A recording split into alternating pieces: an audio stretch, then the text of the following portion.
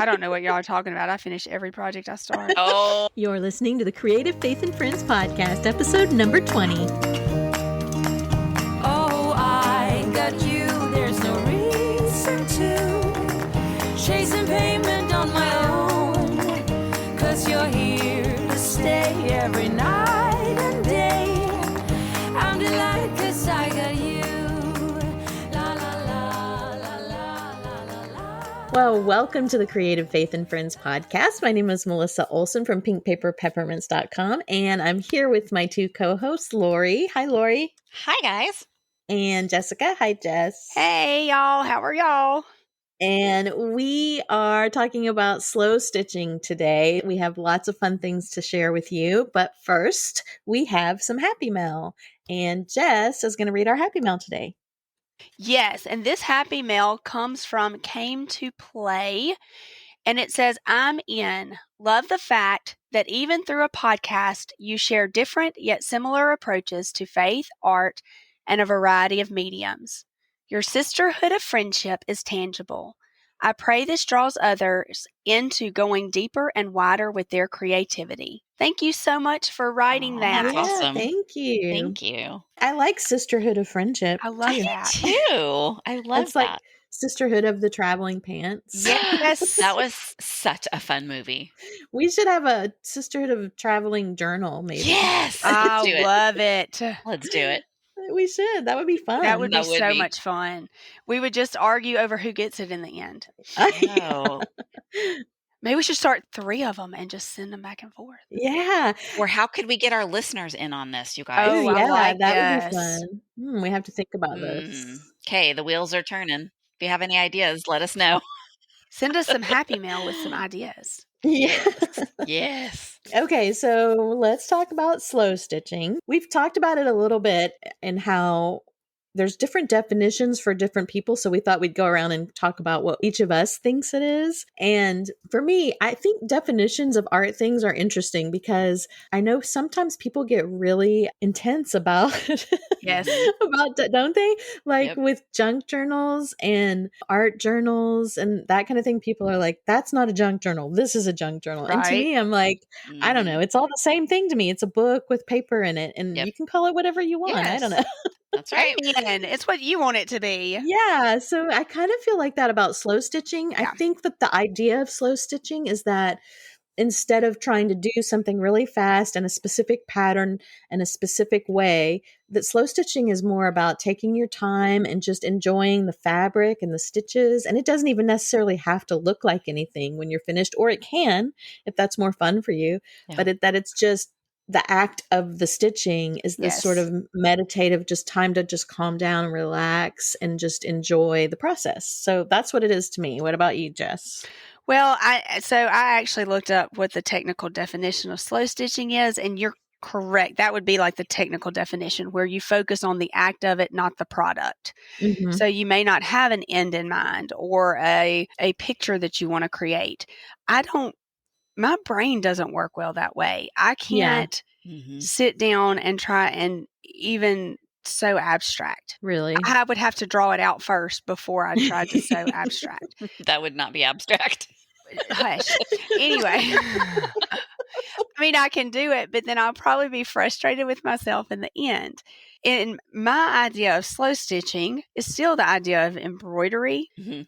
but letting go of the perfectionism of it and Mm. allowing myself to just enjoy what I'm doing and not put a deadline or a timeline or a crunch on it and just, oh, I want to add a different stitch right here. Or, oh, I want to put a little something here. Mm-hmm. It's just something that I can do wherever I am, whatever I'm doing. I can just stitch on paper, fabric, my choice. That's my idea of slow stitching. I think the other would actually create stress in my life. Yes. I like that. I think that's Mhm. part of it too for me, is just not worrying about is it straight and measuring everything. And Yes. yeah, definitely. What about you, Lauri? That's a good question. I like your definition, Melissa, and that kind of solidified some ideas more in my head, I think. But I was starting to think of it more as just hand stitching. But I Mhm. like the idea of stitching with really no end in mind. But I don't understand understand it. Kind of like Jess, that's not how my brain works either. Like I can't, I don't know. It stresses me out to think, well, what do I do? Like I'm going to get Mhm. there with a piece of fabric and I think, well, what am I supposed to stitch? There's Mhm. always that, what am I supposed to do rather than just what do I want to do? Yeah. And I'm not really sure. Well, I think that's where you do what works for you. So for you, you might look up a couple stitches and think, well, I want to learn how to do this particular stitch. So that's the stitch I'm going to use. And Right. Yeah. this fabric's calling my name. So I'm going to use this piece of fabric. Yeah. You know what I That's mean? true. So you can have Yeah. as much of a plan as you want. Yeah, that's true. And for Jess, she's going to be over there sketching something out. Right. Even if it's lines, like I That's do right. better Yeah. with something to look at when I stitch. Yeah. Yeah. I think that's one of the reasons that I like kits of things so much Mhm. because I very much like it when someone tells me what to do. Then I Yeah. don't really have to think about it. Like to sit down and slow stitch on my own is a lot of work Mhm. in my brain, Mhm. It's not as simple as just, I mean, somebody else may love just sitting down and putting needle through fabric and just enjoying that. That stresses me out. I Yeah. would rather somebody tell me what to do. But I'm going to practice. Give you an idea. Yeah. Yes, Yeah. exactly. And I think samplers, like embroidery samplers, I think Mhm. slow stitching is like an abstract version of that. Yeah. But I know exactly what you're saying. If I'm learning something new, like watercolor, or I'm trying to think of something that a class that I've taken recently, I don't like it when the teacher's like, so just do whatever you want to do here. I'm like, no, tell me Right. what to Yeah. do. Yes. I don't know what I want to do yet. I Mhm. don't know how to do it. So tell me. Right. So Yeah, I I totally agree. relate to that. Yeah. Yeah. So, okay, well, let's talk about some of the tools that you would need to get started. One of the cool things about slow stitching is that you really don't need much at all. You just need a needle and thread and any bits of fabric, any scraps, anything. And even if you have none of that, if you've got one of those sewing kits, they give you those sewing kits on the airplane Mhm. sometimes, Like or the little travel ones. yeah, or in the hotel. You can just start with that if you don't have needle and thread. Now, I Yeah. think most of the people listening to us have sewing I would supplies. imagine Yes. so. I would Probably. find it difficult to believe that they did Yeah. not.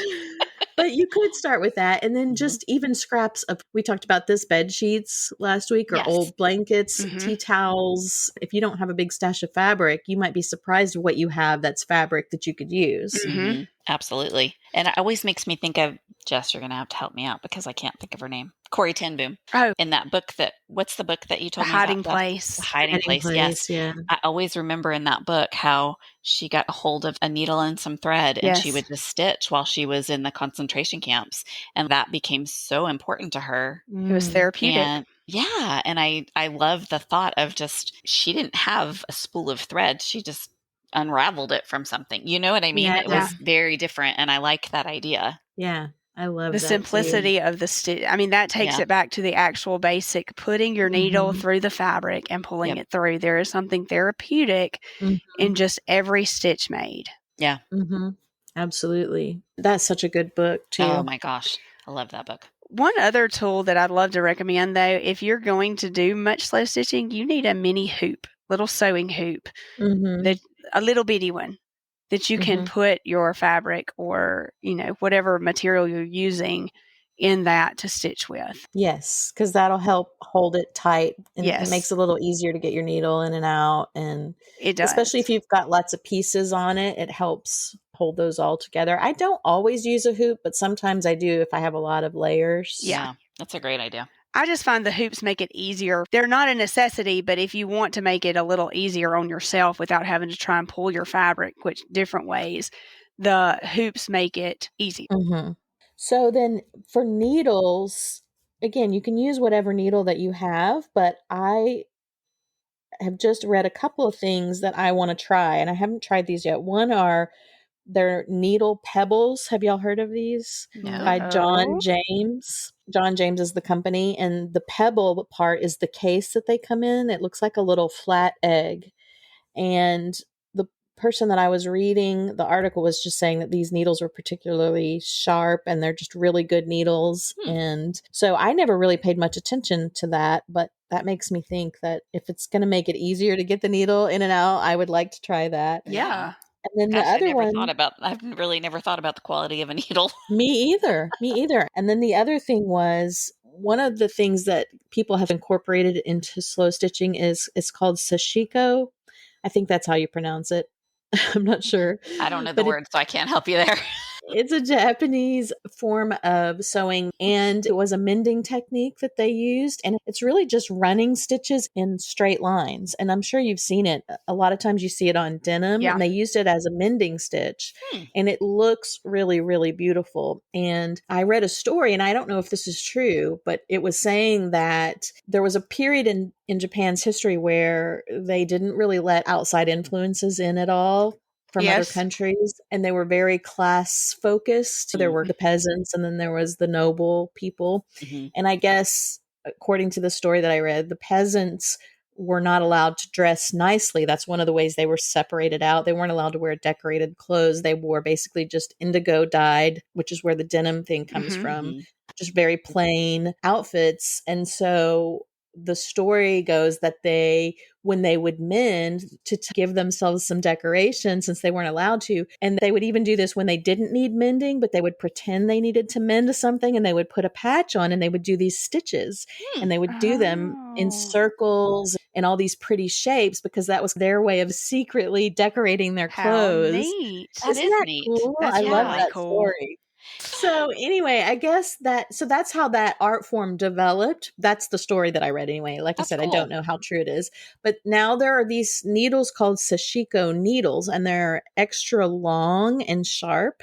And that makes it easier to go in and out of the fabric and do a lot of stitches at once. Yes. And so that's something to look into, the sashiko needles. I want to try that out myself, because the needles that I've been using are embroidery needles, and they're a little bit shorter and thinner and harder to hold on to. So those are just two suggestions I have for needles. And then thimbles Yes. and I saw one girl had these like little rubber finger protectors, and she had them like on 3 fingers. They were like little rubber tips that she put on her fingers. And I want to try that too, because I have poked myself so many times. And then if you do it really hard, you get blood. And now you can't, Oh, you yeah. don't want to get blood on your fabric. So now you've got to go find a Band-Aid, and it's just, I've done it. I wonder if it's like those hot glue gun. That's what I was Wheelies just that we thinking, got like at the the things Dollar I Tree. need. Yeah. Yeah. It might be, but they're made out of something that the needle can't poke through. So I don't know if it's exactly the same, but I have some rubbery plastic thimbles. I don't Should know I if put one on and see if I can poke a hole in it? I can't, because I have poked through some really thick stuff before, and it doesn't come through it. Interesting. But if you're going to do much sewing, thimbles are almost a necessity. yeah. I have used a table to poke needles through fabric, or not just like Really? one layer. If there's several things and maybe some interfacing on there, it doesn't always go through real easily, and I will turn it upside down and use a table to poke it through. I'm pretty sure I've never used a thimble. Really? I haven't either, but I need Really? to. Really? Yeah. I just told you I poke myself till I bleed. Yes, you need to use a thimble. It saves your fingers. Yeah. Really, the only hand stitching I've done is embroidery on Ada cloth or something that's got the holes. So, you know what I mean? So I Right. haven't really found the need to use it, but I think I might try it if I have to stitch through some regular old fabric. Yeah. I probably would poke holes in myself. Regular old fabric you will not, but like denim, upholstery fabric, or if you've got a collage with several thicker things, it can be difficult. Yeah, definitely. So then the other thing, of course, is thread. And there are lots of different kinds of threads that you can use. Embroidery floss is the obvious one. It comes in 6 strands, and you can separate it out, or you can use all 6 together. Jess was telling us about some thread. Jess, do you want to tell us about the thread? That I will. And it's going to end up being my fun find too. So I'm not going to give too much detail. Forgot. That's okay. But it is a hand dyed embroidery thread. And I'm not going to give any more details right now, but it's a really cool hand-dyed embroidery thread. Yeah, I'm excited about that. I have not gotten it yet, so I can't attest to it, but I will post some information and reviews on Instagram once I receive it. Okay. So, and then there's just cotton quilting thread, which is a lot thinner, but stronger. Yeah. And so that's one thing that you can use. I've also seen people use ribbon, like ribbon embroidery. I don't know if you've seen ribbon embroidery before. Yeah. But I've seen people use that thin embroidery ribbon on slow stitching, and that looks really beautiful. But does the ribbon go through the fabric? Yeah. This is very confusing to me. Well, fabric is not Fabric is fluid in a sense that the little holes in it can be manipulated to be bigger holes. So if you put a Right. needle and pull ribbon through it, I'm not going to say it's easy, but it'll it go. will go through. I guess I've never tried that. There's special ribbon for ribbon embroidery that's Yeah. really crepe thin. Mm. Yeah. And so it's not like thick, bulky, half-inch ribbon. Right. Yes. You're not going to take a 1 inch wide grosgrain ribbon and stick it through your fabric. Yeah. I might. You might. You are It won't correct. be You might. pretty. Now, this is a little tip too that I have for thread is that if you have some of your beeswax from when we did beeswax collage, if you Yes. take thread, you can run it, kind of press your thumb down on it on the beeswax and then pull your thread through and just kind of run it through that beeswax. And it gets a little bit of a coating on it. And that makes it a lot easier to pull it through layers of fabric too. Yes. And you're talking about the hardened wax, right? Not the Yes. melted wax. No, not melted. That would burn my fingers for sure. Yes, not the melted. You can actually buy beeswax sticks. Yeah. But one of the things I talked about this with Lauri, but I don't know if I ever mentioned it on the podcast, but I got a silicone ice cube tray the kind of ice cube tray that's made for water bottles where it's long sticks of ice. Uh-huh. And instead of using it for ice, I poured my melted beeswax in there and made little beeswax sticks. Oh, cool. And that turned out so cool because when I was working on my beeswax collage, then I could just take my little iron and just hold the stick in one hand and the iron in the other and then melt drops That is over smart. my paper. Yeah, That's a great idea. That also works for your thread. You have your beeswax stick for your threads. So, okay, well, let's talk about fabric. Slow stitching, that's one of the cool things is you can just use anything and little scraps are the best to do it. You're working with small little pieces. And so I have a lot of scraps because I save every little bit. So it's so much fun to go through the scraps and pick out what you want to use and layer them up. But what are some fabrics that y'all have used? Well, and I've kind of been obsessed, and we haven't gotten to that, but with a certain type of floral fabric embellishments I've been doing that I actually watercolor on the fabric first. Doesn't require a certain technique or anything, just paint to fabric.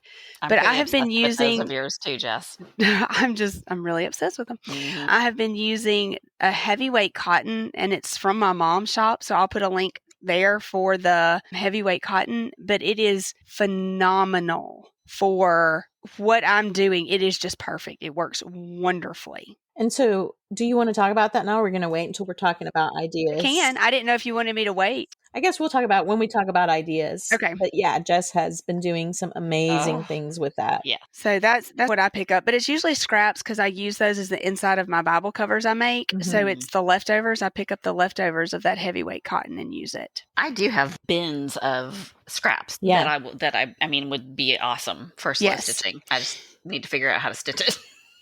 Somebody's got to tell me what to do. So now that you've told me what to do, Melissa, I'll get on that. Yeah, well, and for our printable for this episode too, maybe I'll put together some kind of little guide, like pattern or something, so everybody can practice. That'd be awesome. That'd be great. Yeah. But vintage handkerchiefs, I don't know that I've used those. I guess I have used them on a journal cover before, but I think vintage hanky scraps are perfect for slow stitching. And trims, lace, buttons. Yes. Scarves, like the real, what's that, like chiffon-y fabric, I guess? Like the real ethereal kind of. Yeah, like organza and silk. Yeah. And then you can also add charms and beads. The cool thing about it is this isn't something that you're wearing or going to put through the wash. So you can really add anything to it. You can add paper, you can add applique, and a good source for things like that for beads and charms is like if you have broken jewelry. Or sometimes you'll go to a garage sale or an estate sale and there'll be a necklace that you probably wouldn't wear, but it's got all these pretty beads on it. That is a great place to get things to add to your slow stitching. Also, we've talked about this a couple of times, but you can print printables on that muslin fabric using the freezer paper technique, and then you can use that. And it's amazing how good that looks on the fabric. To me, it looks like real fabric. It doesn't look like you've printed on fabric. It just looks like that's the fabric. Yes. So lace, tablecloths, bedspreads, old jeans and old yes. clothes, anything like that that you have that's you can't wear it anymore is perfect for fabric. And if you don't want to have this huge pair of jeans, you can just take it and cut strips of it or squares of it out so that you can put it in a drawer or something and then throw the rest away, or save the buttons off of it or the patches, things like that, and then throw the rest away. I think I referenced this a couple of episodes ago, but there's a lady on YouTube. Her YouTube name is Stitches by Julia. And I saw where she took I think she took a denim, like a pair of jeans, the waistband, and trimmed it down to make it into a cuff.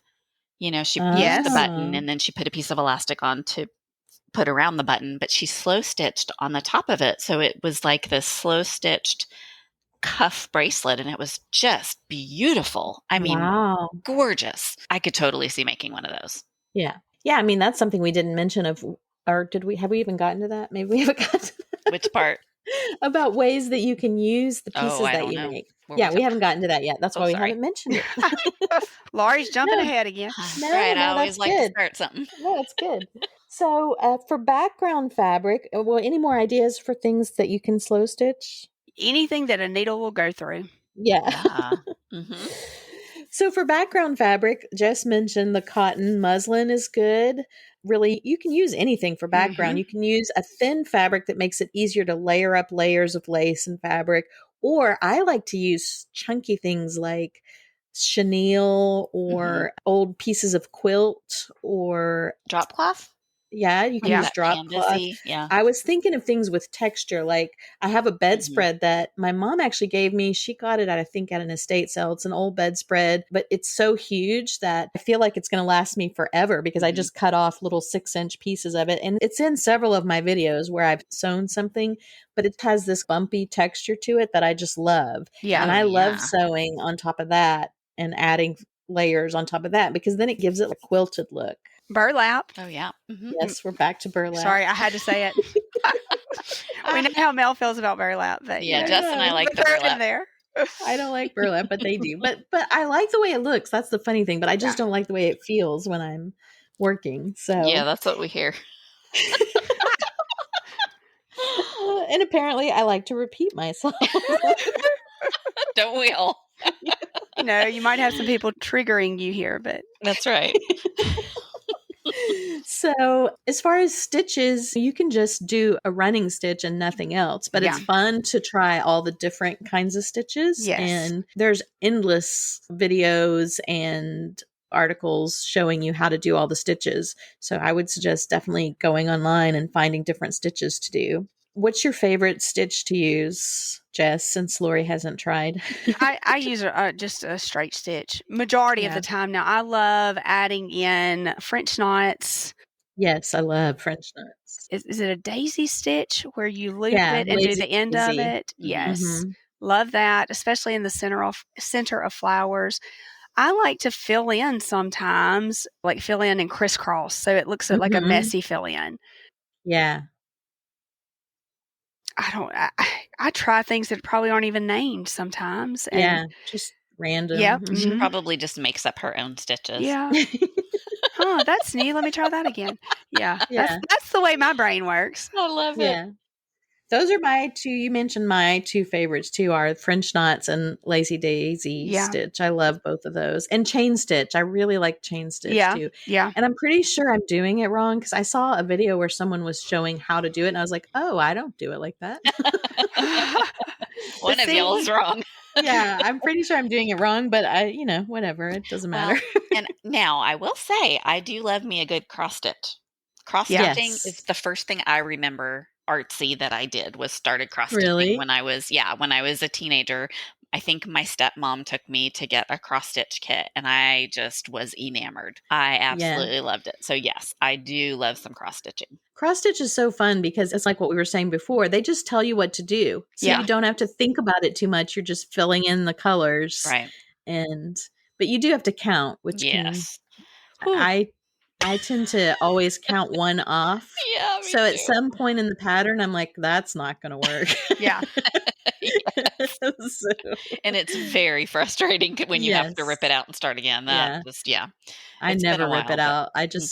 keep going. You Just make it do? work. Yeah. Oh, I'm a little bit too, maybe now I would be different, but I have in the past been a little bit too perfectionistic to where, Yeah. I mean, I have just had all sorts of grand ideas. I bought a set of, I think, 4 placemats that I was going to make for Christmas. I made Mhm. one and I never made the others. Yeah. Oh, I have so many things like that. Mhm. So many things. We should just not even talk about it. I don't know what y'all are talking about. I finish every project I start. Oh my goodness. That lightning's going to strike you, sister. As my nose grows. That's like my closet of shame is like all those Yeah. projects that I've started and haven't finished. Oh gosh, yeah. So, okay, now let's talk about some of the ways that you can use the slow stitch pieces, which Lori already mentioned jewelry and Yeah. bracelets. And I've seen people do necklaces where they make a little fabric embellishment that they Mhm. hang from a necklace, which I think looks really pretty. Oh yeah. Obviously, you can just make little things that you use as embellishments in your journal. So maybe little things that look like flowers, or you can add a lobster claw clip to it and hang it from the side of your journal as a little fabric charm. If Mhm. you don't make huge ones, you can make little tiny ones, which I like tiny things because you Yeah. can finish them faster. So, You are all about the finishing fast, aren't I you? know. What is that? I love it. I shouldn't want to finish everything so fast, but I just know myself. It's Yeah. because you don't want to add something else to your closet of shame. That's right. That's an excellent point, Jess. It's the total reason. It makes you feel better when you complete it. I Yeah, get that's it. true. So another thing, I saw someone do a scroll where she unrolled it and it was just journaling almost. It was like telling a story in this long scroll. I'm going to see if I can find that video and link it. I'm telling y'all that, but know that it might not be there if I can't find it, because this is over years of looking at stuff. Then Yeah. you remember it, but you don't remember where you saw it. So I will see if Yeah. I can find it. That sounds interesting though. Yeah. And so, I mean, really, when you think about it, slow stitching is a lot like journaling in a way. I mean, you're just doing it in a different way. It's like visual journaling. You're Mhm. telling a story about what colors you like right now and what fabrics you like. And you can add words and things to it to make it more concrete and less Yeah. abstract. Mhm. But even just when you look at something that you made and you look at the colors, and you can remember what was going on in your life at the time, Mhm. and it does tell a story a little bit. Yeah, that's true. That is very true. So quilts, you can piece together all the little squares that you do and create a quilt. That would be beautiful. Wouldn't that be pretty? Mm-hmm. Yes. Especially if you cut your slow stitch into like 6-inch squares and then you just stacked them up until you had enough to sew all together in a quilt. And they would all be so different, but I think it would be really neat. Oh, I think that would be really. I wonder if anybody's made a slow stitch quilt before. Oh, I bet Yes, they I've have. seen one done. You have? Oh, I Yes. bet it's beautiful. Yeah. That's I was really trying to remember the tag that they used on Instagram, but I watched, they didn't post every day, but they would do like a weekly, and it was a neat thing to watch. Well, you'll have to see if you can find that and we can link it. 'Cause Yeah, I I'll want to see try. that. That's neat. We can duck it. Yes, duck it. I'll Google it. And- Y'all can duck it. She's abandoning us, Jess. And Hey, I'm oh, not yeah. okay with this. I never joined y'all on the whole duck Yes, you thing. did. You I did did too. not. Don't lie, I did not. Never have I ducked it, ever. So we were saying quilting. If quilting is too big of a project in your mind, you could try a wall hanging. Just do a little small wall hanging. And then if that's too big, you could even just do a coaster. Yes. That would be cute. And that would be a cute gift too. You know, if you bought somebody a pretty little mug and then made like, Mug rug. yeah, Mug rug. rug. Yeah, that's what I was Yes. thinking too. That's a great Love idea. it. I hear our friend Lisa Stander makes some beautiful mug rugs, but I'm still Yes. waiting to actually see them. I've heard about them for a really long time. No Lisa, pressure, Lisa. No Chop, pressure. chop. Let's go, Hmm. girl. So now we're using our podcast to pressure our friends. Right. That's right. Hey, I mean, you got to use it for something, right? That's right. That's right. She'll know we're all in good fun because we Yes. adore her. But I really would like to see these mug rugs. I know. She needs to start posting. So a journal cover obviously would be a beautiful thing. Traveler's notebook cover to make. And I'm actually working on one that I started off sewing it with vintage sheets. And then I started thinking, ooh, I bet I could just slow stitch all kinds of lace and trim on this. So I might turn it into that, but I don't know, because That would be cool. it's like 10 inches by 8 inches, which is a lot of real estate. It is. And I don't want it to end up in the closet of shame. Yeah. So Well, let's just start see. small and then Yeah. see where it takes you. maybe I'll make a mini journal cover. There you go.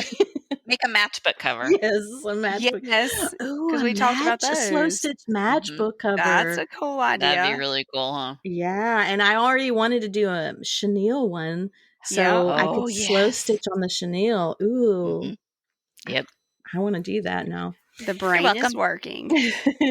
So another thing is needle books. If you're going to get into slow stitching, you're going to have lots of needles, and so you could Yeah. make yourself a little needle book. Mhm. And basically what that is you take your slow stitch piece of fabric and fold it in half, and you make the pages out of pieces of felt. And you just stitch down the center like a little book, and then Mhm. on the felt pages, then you can stick your needle, and you can make a little pocket to put your embroidery scissors and things like that. And you just make yourself a little book to keep all your slow stitch things in. Mm-hmm. Mhm. And they look very easy to make. Now, whether or not they are Yeah. easy to make, I wouldn't know.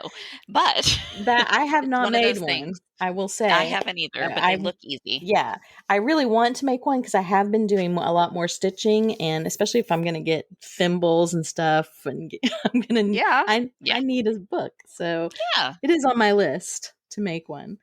And then greeting cards is another thing I think it would be really fun if you're doing tiny little patchwork pieces. Just take that and mount it on a card and use that Oh, as a card. mhm. Yeah, with a little word strip or something, or a little tag. Mhm. That'd be really cute. And Mm-hmm. you could even put some felt on the back of it with a little brooch pin and then pin it to the card. And then it would be like a card Yeah. and a gift because they could take it off and use it as a little pin. Mm-hmm. That is a really good idea. Put it on I their like that. journal or something. Mhm. Yep. I always say make a brooch out of things. And I mean, do people wear brooches anymore? How old am I? You know, I don't think they do. I don't think they do either. I'm like, am I 100? What? Why am I talking about brooches? You're the matriarch of our podcast. Oh, I hate that. Lauri! I know, how rude. We're like the same age. Yeah, but you're not telling people to make brooches. I know, you're just making yourself sound old. Oh, my word. Okay, well, I'm going to start wearing brooches. Bring it back, girl. Bring it back. Bringing it back. We can bring them back into fashion. Hashtag bring back the brooch. Why don't you see if you can get yourself a high neck collar and you can wear it? A turtleneck. Oh, No. What was it called? Some little hexagon, octagon glasses. Yes. The dicky, the half turtlenecks that you wear just under your shirt, you know, that don't actually have a turtleneck. You need the dicky. Yes. Oh my gosh. Those are actually very handy. I had one as a little girl, but they've been gone for a while. That's it, Melissa. You are 100. I'm embracing it. I don't care. Oh, that was funny. Okay. So, I know, Jess, let's talk about your cool things that you've been making. Okay, so Oh, this yeah. completely began as the fabric embellishment. So people will probably, once they're listening to this podcast, have seen some pictures of them. But it turned from, we had talked about last week on the podcast, doing some rubbings of leaves onto fabric and embroidering those, to me doing that and loving it. And then I decided, well, what if I added some watercolor? So I started that. And then I was like, well, what if I just do some big watercolor blobs on fabric? So I took my heavyweight cotton and just did, I really started with like squares. Like I do a color of a square and then a different shade of that color, then a different shade of that, and kind of let it bleed into each other and bleed out. And doing them next to each other. And then I ironed on, now this is very important, the steps you do this in. I ironed on my interfacing before I used my friction pen the second time. The second time. That's probably After I had drawn all my little flower doodles the first The time. first time you I did. ironed Oh, on no. my interfacing and I turned it over and was like, oh, Uh-oh. man. there went those. So Oh, that's 2 out of the 3 of us who have done that. I was going to say, that's like my disappearing ink embroidery. yes.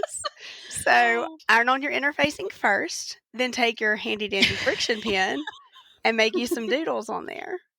And then I've added those Angelina fibers that I'm obsessed with because of Lauri's fun find and tulle. Lauri still hasn't done a video, and since Lauri had surgery, could you just do a video for Yeah, us? I'll try and do a video for those. They're awesome in this though because you can take the free fibers and put them on and put tulle over them and sew it down, and you just can't create a texture like that with anything else. They're fabulous. And they're shiny. It's They're like putting so glitter sparkly. on your I know. flowers. It's amazing. It is probably my favorite thing I've done in a long, long time. Yeah, and we will put pictures of these in the show notes because, y'all, they are really, really beautiful. Yes. And I can't wait to try it myself because Jess actually just sent me the picture today and I was like, oh my gosh, those are so beautiful. And I think anybody can make them, don't you? Yes, it's easy. I mean, and I say that literally. I'm not saying that as somebody who has sewn a lot or is super artistic. Like, these can be a literal spiral. I will try, and then we'll know if anybody can do it. That's right. And the watercolor. I will say this is where a mini hoop does come in handy because you can pull it tight and see your design well. So I'm not saying you can't, but I don't think your design is going to turn out as well if you try and do it free-handed without a hoop. The hoop pulls your fabric tight and allows you to actually stitch on top of your design. I think you're right. I've done enough stitching by hand that I can tell you that's probably absolutely true. Well, and this is where, to me, the slow stitching part comes in because I'll decide, I'm going to add a lazy daisy in the middle of that petal or do some crisscrossing here and just fill in here by making some wacky stitches. And the shapes and flowers end up taking a life of their own and create their own personality. Then when I'm done, I put a piece of fabric on top and just lightly touch my iron to it, and those pin marks disappear, and then I can cut out around the flowers, and you've got little fabric embellishments. They are so amazing, Jess. I'm looking at your picture again. I absolutely love them. They really are beautiful. Thank you. And the variegated thread makes a difference too. Yeah, that's beautiful. Yeah, so we will put pictures of those in the show notes, and then maybe if Jess is going to do a video with the Angelina fibers, maybe you can show them. I sure will. Some of your things that you've made. Yes. And so one other thing that I wanted to mention as far as ideas, because we're starting to run out of time here, is you could create, and I think we've touched on this before, but a memory, a wall hanging, or even just a page in your journal that's a memory of someone. So you could use items of their clothing or a special baby blanket. Or one thing that I thought of was to scan a picture of someone and then print it on fabric. And then you could actually put that picture in with your slow stitching. Yes. That's a neat idea. Yeah. And stitch around it and everything. And I think that would be like a really special thing. And you'd be thinking about that person when you were doing your slow stitching. So So those are our ideas, and I hope we gave you some inspiration to work on your slow stitching this week in your inspiration journal. Of course, our challenge is for you to slow stitch something in your journal, and don't get overwhelmed. You don't have to make a quilt. No. You can just get yourself a little small piece of fabric. It can be 3 by 3 inches and just practice. Pick one stitch and just practice. And like I said, I will be sending out a printable, which when you are listening to this, you will have already received the printable. But after I send it to my newsletter subscribers, I also put it in the shop in case you come back and hear this episode later. And I will create a little pattern for you so you can practice some slow stitching. Yay. I'm excited about that too. I know, me too. So every challenge, we are now doing a word of the week, which is a scripture that goes with the challenge that you can use to inspire you in whatever you decide to create. And our scripture this week is 1 Peter 5, verses 6 and 7. And it says, "Therefore, humble yourselves under the mighty hand of God, that he may exalt you in due time, casting all your care upon him, for he cares for you." And it was really neat because I had that scripture on my heart and I picked that out. And then before we started recording, Jess was telling me about some situations that were causing some fear for some people in her life. And we were just kind of talking about how important it is to trust the Lord in these times that we're living in, because there is a lot of stuff going on. And just when you think things are starting to settle down, they start being not settled down anymore. And it can feel so out of control and scary. And I think that one of the really important things of that scripture, there's two things. One is when you think of humbling yourself, a lot of people think of, oh, don't be proud. You need to be humble, but it's humility. But it's very humbling to say, I have no control of the situation. Yes. But God does. And I am not going to worry about it. When Jesus said to come to him as a little child, that's because children are very humble, right? They have no pride. They'll run through the room naked. They will tell you about what they just did in the bathroom in detail. Yes. Like, because they're very humble. They're little humble hearts. They don't have that worry about what you're going to think about them. Right. And so I think that when he says humble yourself, humbling yourself means you let go of the fear and the worry, because you can't do anything about it. You worrying about it isn't going to change it. And then the second part is that he cares for you. And a lot of times we go over that so quickly, but God, the creator of the universe, he cares about you. He knows how many hairs are on your head. He cares about you. And if you really meditate on that, that can let that fear and that worry just melt away. Yes. What do you guys think? Absolutely. Oh, yes. And when I think about that, I look at the word cast, and we think about just laying our anxieties in God's hands. But if we take that verse literally, cast means to propel forward or to throw. And I have a picture of somebody like running with a fearful look in their face, just carrying this huge load, and they are literally throwing their anxieties and worries at God. And he's there. He's waiting for you with open arms to cast all of those doubts and worries and fears at him. Throw them at God. Yeah, he can take it. Yes. We absolutely can't. We can't. We can't worry about it. It affects our bodies. It affects our minds. There's nothing that we can do, but we have to trust that the Lord, I can't, but he can. That's Absolutely. right. Yes. So that is our encouragement for you today. We want you to cast your care on the Lord. And as you're slow stitching something this week, just meditate on the fact that God cares about you and he's asked you to give him all those cares. And so just picture yourself casting those cares on him as you're slow stitching this week. Yes. Yes. So, okay, well, let's talk about our fun finds, because we've got some great fun finds for you this week. Lauri, you want to go first? I sure do. So my fun find for this week, well, I'm just discovering it's actually a part of something bigger, which I didn't realize. Last week we had talked about different tips for quiet times, and I did not grow up in church. And so I was talking with a girlfriend who she's read lots of kids' Bibles, and she said she didn't grow up in church either. And a lot of the stories of the Bible she didn't know. And so she bought herself a children's Bible. And she suggested a really good, now I do know a lot of the stories from the Bible because I've been a Christian for a long time, but as a child, I didn't know a lot of the stories. And it's just a great book it's called the Jesus Storybook Bible. Apparently there's 4 of them. I have one of them. Did not know there was a series.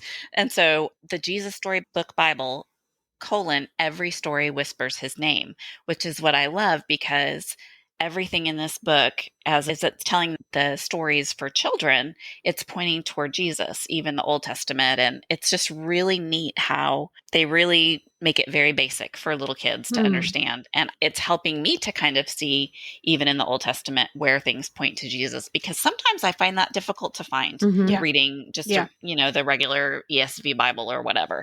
And so this, I think, just really helps me to see a little bit different perspective. And I think it's an awesome little book. Yeah, I love that. And I love that for people that are new believers or you just weren't raised in the church. Right. Yeah. And even if you do know all the stories, but you have kids or grandkids that you want to read it to, it's been just a really neat little book. I've only had it a few days, but just flipping through it, it's a great little book. Yeah, I love that. It's such a great idea.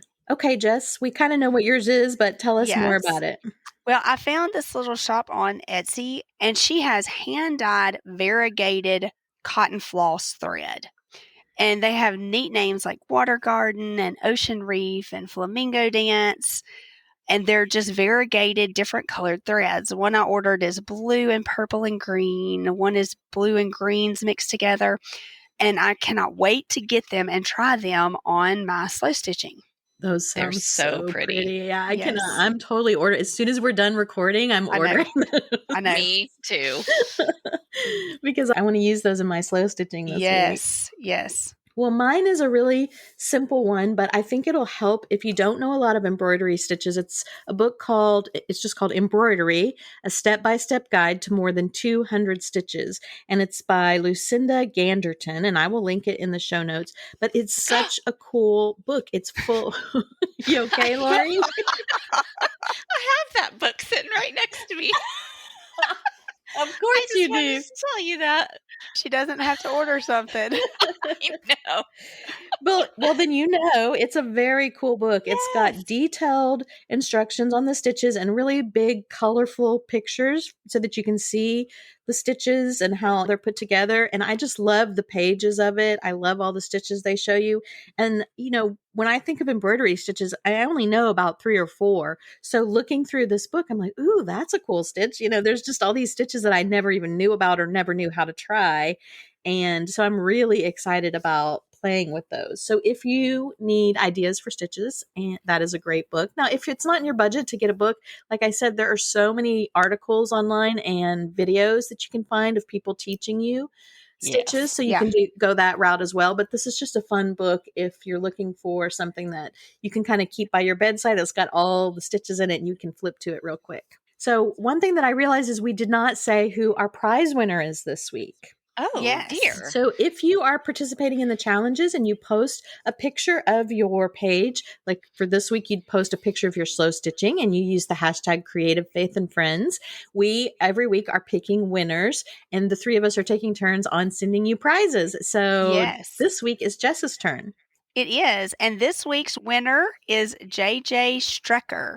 I hope I pronounced that right. And I will be sending her a little happy in the mail. So I'll be messaging you and getting your address. Thank you so much for posting. Yeah, thank you for participating. Yeah. So before we go, we want to tell you where you can find us. Jess, where can we find you online? You can find me on Instagram and YouTube at Just Give Me Jesus and on Etsy at Choose Joy in Jesus. And Lauri, where can we find you? I am on YouTube and Instagram as Measure Once, Cut Twice, with periods in between the words. And you can find me at pinkpaperpeppermints.com and Pink Paper Peppermints on all my social media. And I would love to meet you there. So thank you all so much for joining us. We hope you have a wonderful week and we will see you next time. Bye, y'all. Well, I hope you enjoyed this week's show. And I would love to know if I'm the only one with a closet of shame. Do you have one too? Plus, what do you think about wearing brooches? Am I really that out of touch with brooches? Leave us a comment on my blog at pinkpaperpeppermints.com/podcast and let us know.